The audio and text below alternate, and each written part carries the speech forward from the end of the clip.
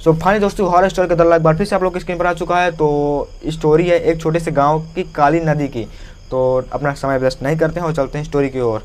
तो क्या होता है कि एक गांव में एक काली नदी होती है जहाँ से चीखने चिल्लाने की आवाज़ आती है। तो सभी गांव वाले उस नदी की ओर भागने लगते हैं, अपने हाथ में जो भी औजार ले पाते हैं उनको लेकर के भागने लगते हैं। जब वहाँ पर पहुँचते हैं तो देखते हैं कि चौकीदार सबको बुला रहा होता है। तो जब वहाँ पर सब लोग पहुँचते तो वहाँ पर देखते हैं कि 2 लाशें पड़ी होती हैं, जिनकी ऐसा लग रहा था जिनकी मौत पानी में डूबने के बाद किसी ने उनको बहुत मारा हो, उनके शरीर को काट पीट डाला हो, वैसे पड़ी होती। तो जब सब लोग देखते हैं तो चौकीदार बताता है कि मैं मतलब इन लोगों को मैं बहुत मना किया था कि एक प्रकार से इस नदी को पार ना करो, यहाँ पर पार करना मना है।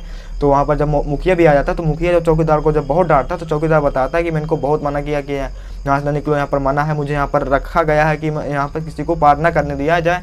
तब ये लोग अपने मन से पार करते हैं, तब मैं सब लोग को बुलाने चल जाता हूँ, तब ये पार कर जाते हैं और ऐसा सब कांड हो जाता है। तो मुखिया होता है जो जगन्नाथ जी होते हैं मुखिया, वो चौकीदार को बहुत चिल्लाते हैं कि तुमको इस काम के लिए नियुक्त किया गया है, तुम अपने काम को भी नहीं कर सकते हो। उनको बहुत डांटते फटकारते हैं। तो चौकीदार अपनी सफाई देता है कि नहीं, मैं इनको बहुत मना किया था, ये अपने ज़बरदस्ती अपने आप अंदर आए हैं। मैं जब सब लोगों को गांव को मैं बुलाने चला गया था तभी ये लोग अंदर आ गए। तो जो मुखिया जगन्नाथ जी होते हैं वो बोलते हैं कि अब ये बिना वालों को एक प्रकार से मैटर उत्पन्न करेगा, पुलिस आएगी, 10 सवाल करेंगे तो हम लोग क्या जवाब देंगे।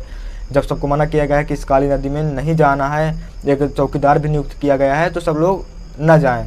तो मुखिया बहुत टेंशनाइड हो जाते हैं, एक प्रकार से बहुत गुस्से में भी रहते हैं।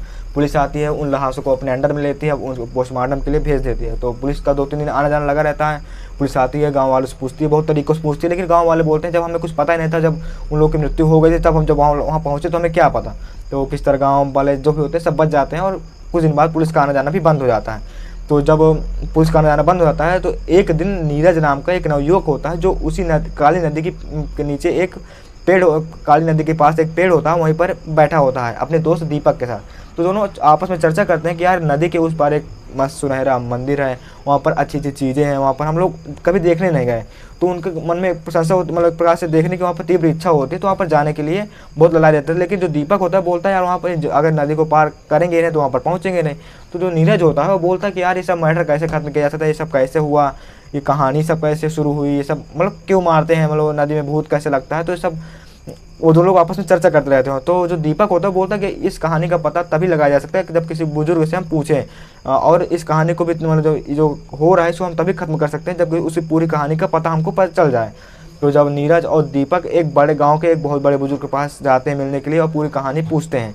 तो जब नीरज और दीपक एक बड़े बुजुर्ग के पास पहुंच जाते हैं तो बुजुर्ग अपने घर में रहते हैं और मेरे पास सीधे तन के बैठ जाते हैं उनको बताने के लिए। तो उनकी एक छोटी सी पोती होती है जिसे मतलब वो बोल देते हैं कि जाओ बेटी जाओ बाहर खेलने के जाओ, ताकि वो जब कहानी सुनाए उन लोगों को तो वो डरे ना, जो छोटी बच्ची है डर सकती है। तो जब वो बच्ची चली जाती है बाहर तो वो नीरज और दीपक को कहानी सुनाने लगते हैं। जब वो नीरज दीपक मतलब कहानी जब शुरू करते हैं तो जब इस कहानी में एक मुकुंद नाम का एक किसान होता है जो कि खुद की उसके पास खेती नहीं होती है, तो जमींदारों को खेती लेकर के बहुत ईमानदारी से और मेहनत पूर्वक काम करता था। जब वो काम करता खेतों में और शाम को अपने घर जाता तो उसकी पत्नी एक पूजा की थाली तैयार रखती थी और उस थाली को लेकर के वह नदी को, उसी काली नदी को पार करके जाता और पूजा पाठ, वहाँ पर एक जो मंदिर होता है उसकी पूजा पाठ करता और रोज आता। और वही रोज मतलब जो संडे वनडे को जाता तो मंदिर की साफ़ सफाई करता, मतलब मंदिर का पूरा काम अकेले वही करता था। तो ऐसे उसकी ज़िंदगी चल रही होती है। तो एक दिन क्या होता है, मौसम बहुत ख़राब होता है, तो मुकुंद जब खेत में काम करके आप वापस आता है तो वो थाली लेकर के, मतलब मौसम ख़राब होता है लेकिन फिर भी चल जाता है मंदिर की पूजा करने। जब वहाँ पर जाता है पूजा करने, पूजा पाठ करता है आराम से, फिर जब वो वापस आता है तो वापस जब आता है तो लहरों का झोंका बहुत चल रहा था, तो उसकी नाव डूबने लगी थी। तो वह किस तरह नदी में कूद करके और किनारे आ जाता है, अपनी जान को सेव कर लेता है, मतलब बचा लेता है।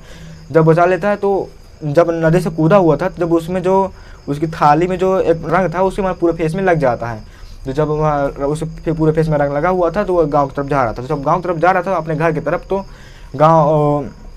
गांव वाले लोग उसको तांत्रिक समझ करके उसको मतलब मारने लगते हैं, उसकी बात नहीं मानते हैं और उसको बहुत मारते हैं और मारने बहुत ज़्यादा मार देते हैं। तो उसकी मतलब वहीं पर डेड हो जाती है। जब डेड हो जाती है तो उसको जाकर के नदी में फेंक देते हैं। तभी से उसी नदी में उसकी आत्मा रहने लगती है। तभी वो जो बुजुर्ग होते हैं बोलते हैं गाँव वालों को उनके कर्म का ही फल मिल रहा है। तो जो नीरज और दीपक होते हैं वो गांव के पंडित के पास जाते हैं, बोलते हैं कि तुमको पूजा पाठ कराना है ताकि इन सब से छुटकारा मिल सके। लेकिन जो पंडित होता है वो बहुत डरता हुआ रहता है, मतलब बहुत डरता है कि मतलब भूत प्रेतों से। तो वो मना कर देता है एक प्रकार से। तो फिर दोनों जो नीरज और दीपक होते हैं वो जाते हैं गांव के मुखिया जो जगन्नाथ जी होते हैं उनके पास जाते हैं। तो जगन्नाथ जी मतलब बोलते हैं कि हाँ ये बहुत दिन समस्याएं चल रही हैं, इसको मतलब सॉल्व करवाते हैं। तो जाते हैं एक दूसरे गाँव मतलब अपने गाँव के बगल के वाले गाँव में जाते हैं और वहाँ पर एक पंडित को बुलाते हैं और पंडित को ले करके उसी गांव में उस नदी को पार करने के लिए एक पुल होता है, उसी पुल को पार करने के लिए जाते हैं। तो पुल को कोई पार करने के पहले एक सेना की टुकड़ी होती है, मतलब सैनिकों का मतलब पूरा दल होता है। तो वहाँ पर जो सैनिकों के जो सोल्जर होते हैं मतलब एक प्रकार से जो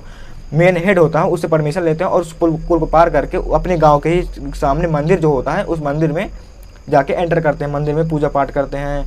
जब पूजा पाठ करते हैं तो उसमें हवाएं कुत्ते चलने लगते हैं, मतलब एक प्रकार से पूरा मतलब पानी का माहौल बन जाता है और मतलब बारिश का माहौल बन जाता है और बादल छा जाते हैं, मतलब वो बहुत कोहराम छा जाता है। तो जो पंडित होता है वो बोलता है कि मुकुंद तुम अपनी जो इस नदी में अपनी जो लाइफ व्यतीत कर रहे हो इसको छोड़ो और तुम जाओ स्वर्ग में अपना वास करो एक प्रकार से, और यहाँ से सब मुक्ति दो। सब गाँव वाले तुमसे माफ़ी मांगना चाहते हैं। तो सब लोग जब माफ़ी मांगना चाहते हैं तो मुकुंद शांत हो जाता है और उनको पूजा पाठ करने देता है। और मतलब पंडित बोलता है कि तुम्हारे जो क्रियाकांड जो तुम्हारा पिंडदान सब नीरज और दीपक करेंगे। जो सब शांत हो जाता है तो नीरज और दीपक फिर उसके बाद पूरी पूजा करते हैं, उसका पूरा क्रियाकांड जो पिंडदान होता है वो सब कार्य करते हैं।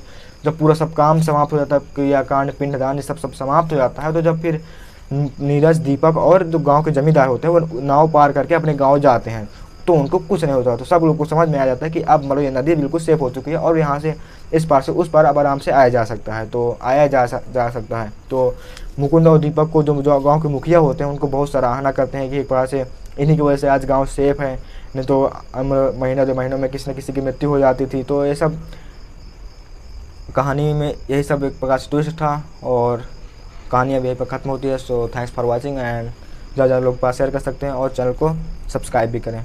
इस समय मेरे चैनल को आपके सपोर्ट की बहुत ज़रूरत है, तो चैनल को